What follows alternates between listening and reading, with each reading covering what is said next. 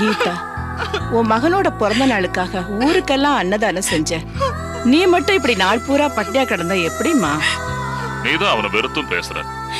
சாப்பாட்டுக்கே இல்லாம கஷ்டப்படுறான்னா அழுதும் புலம்புற. நல்ல நாள் அதுவுமா இப்படி பண்ணா நல்லவா இருக்கு?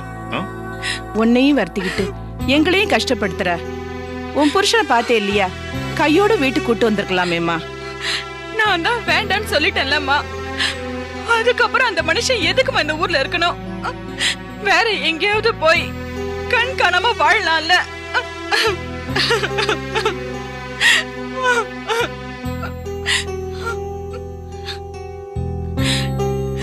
ஏன்பா, ஏன் அவர் இப்படி சித்திரவதை பண்ணணும்?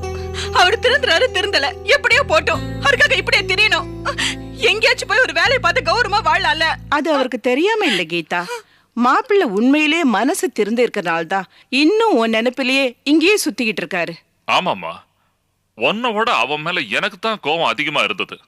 அவன் அன்னைக்கு ஆபீஸ்க்கு வந்து வேலை கேட்டு வந்தப்போ அவன் பேசின விதம், நடந்துகிட்ட விதம் எல்லாத்தையும் பார்க்கும்போது அவன் திருந்திட்டதா தான் எனக்கு தோணுது.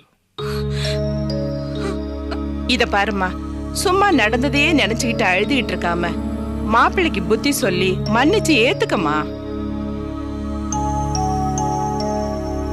என்னடி நான் பாட்டுக்கு சொல்லிக்கிட்டே இருக்க, நீ பாட்டுக்கு பேசாம இருக்க? என்ன கொஞ்சம் தனியா இருக்க விடுறியம்மா? நீ இப்படியே பிடிவாதம் பிடிச்சுக்கிட்டு உன் வாழ்க்கையே அழிச்சுக்க போற. உனக்கு உண்மையிலேயே உன் புருஷன் மேல பாசம் அத்து போனா பரவாயில்ல.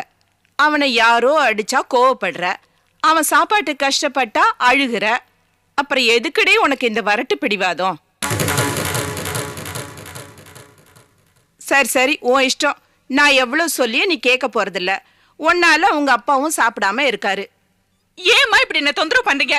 எனக்கு தான் பசி இல்லைன்னு சொல்றல. நீங்க முதல்ல போங்க, போங்கம்மா. ஒரே ஒரு தடவை பாத்துட்டு போயிடுறீங்க. அதெல்லாம் பார்க்க முடியாதுயா, போய் வெளிய. என் குழந்தையை பார்க்கணும் போல இருக்கு. பார்க்க கூடாது, போய். நான் இந்த வீட்டு மாப்பிள்ளையா? இப்ப இந்த வீட்ல உனக்கு மரியாதை இல்ல, போய் வெளிய. போங்கறல. போய்.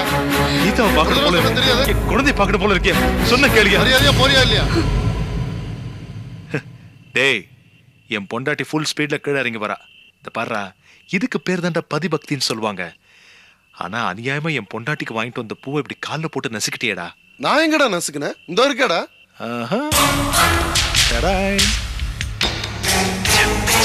டேய் வரடா, தள்ளி விடுறா.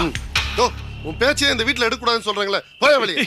இல்ல, என் பையனை பார்க்காம நான் இன்னைக்கு போக மாட்டேன். போடா வெளிய.